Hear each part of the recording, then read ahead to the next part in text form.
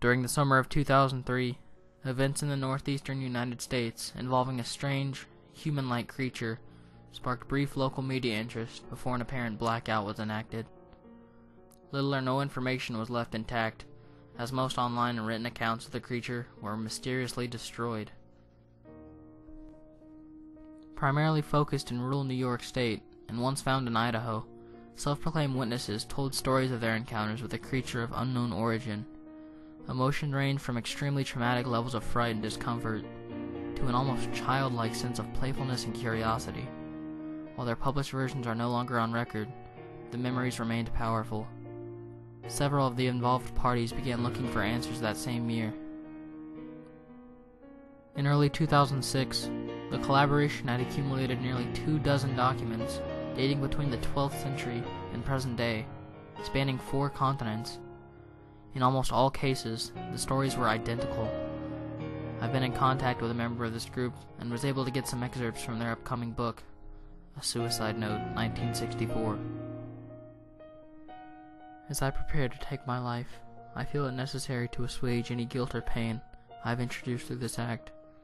It's not the fault of anyone other than him, for once I awoke and felt his presence, and once I awoke and saw his form. Once again, I awoke and heard his voice, and looked into his eyes. I cannot sleep without fear of what I might awake to experience. I cannot ever wake. Goodbye. Found in the same wooden box were 2 empty envelopes addressed to William and Rose, and 1 loose personal letter with no envelope. Dearest Lenny, I have prayed for you. He spoke your name. A journal entry, translated from Spanish, 1880. I have experienced the greatest terror. I have experienced the greatest terror. I have experienced the greatest terror. I see his eyes when I close mine. They are hollow, black. They saw me and pierced me. His wet hand. I will not sleep. His voice. A Mariner's Log, 1691. He came to me in my sleep. From the foot of my bed, I felt a sensation. He took everything. We must return to England. We shall not return here again at the request of the Rake. From a Witness, 2006. 3 years ago, I had just returned from a trip from Niagara Falls with my family for the 4th of July. We were all very exhausted after a long day of driving, so my husband and I put the kids right to bed and called it a night. At about 4 a.m., I woke up thinking my husband had gotten out to use the restroom. I used the moment to steal back the sheets, only to wake him in the process. I apologized and told him I thought he got out of bed.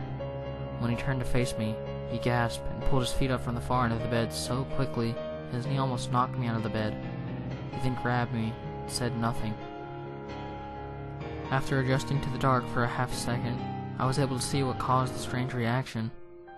At the foot of the bed, sitting and facing away from us, there was what appeared to be a naked man, or a large, hairless dog of some sort.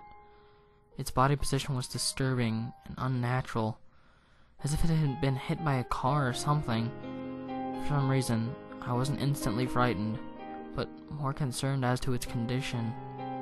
At this point, I was somewhat under the assumption that we were supposed to help it. My husband was peering over his arm and knee, tucked into the fetal position, occasionally glancing at me, before returning to that thing.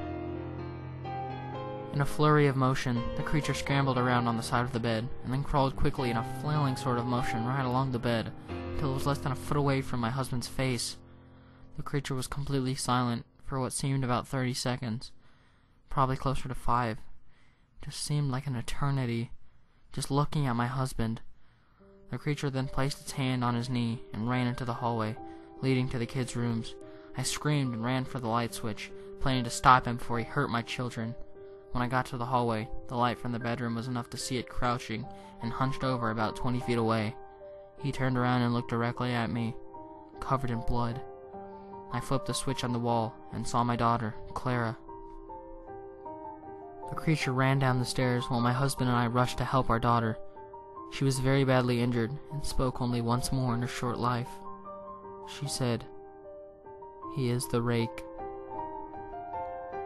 My husband drove his car to a lake that night while rushing our daughter to the hospital. They didn't survive. Being a small town, news got around pretty quickly. The police were really helpful at first, and the local newspaper took a lot of interest as well. However, the story was never published, and the local television news never followed up either. For several months, my son Justin and I stayed in a hotel room near my parents' house. After we decided to return home, I began looking for answers myself. I eventually located a man in the next town over who had a similar story. We got in contact and began talking about our experiences. He knew of 2 other people in New York who had seen the creature we now refer to as the Rake. It took the 4 of us about 2 solid years of hunting on the internet and writing letters to come up with a small collection of what we believed to be the accounts of a Rake. None of them gave any details, history, or follow-up. One journal had an entry involving the creature in its first 3 pages, and never mentioned it again. A ship's log explained nothing of the encounter, saying only that they were told to leave by the Rake. That was the last entry in the log. There were, however, many instances where the creature's visit was one of a series of visits with the same person. Multiple people also mentioned being spoken to, my daughter included. This led us to wonder if the Rake had visited any of us before our last encounter. I set up a digital recorder near my bed and left it running all night, every night, for 2 weeks. I would tediously scan through the sounds of me rolling around in my bed each day when I woke up. By the end of the 2nd week, I was quite used to the occasional sound of sleep, while blurring through the recording at 8 times the normal speed.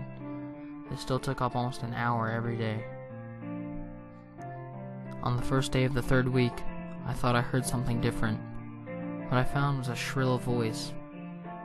It was the Rake. I can't listen to it long enough to even begin to transcribe it. I haven't let anyone listen to it yet. All I know is that I've heard it before, and I now believe that it spoke when I was sitting in front of my husband. I don't remember hearing anything at the time, but for some reason, the voice on the recorder immediately brings me back to that moment. The thoughts that must have gone through my daughter's head make me very upset. I have not seen the Rake since he ruined my life, but I know that he has been in my room while I slept. I know, and I fear that one night, I'll wake up to see him staring at me.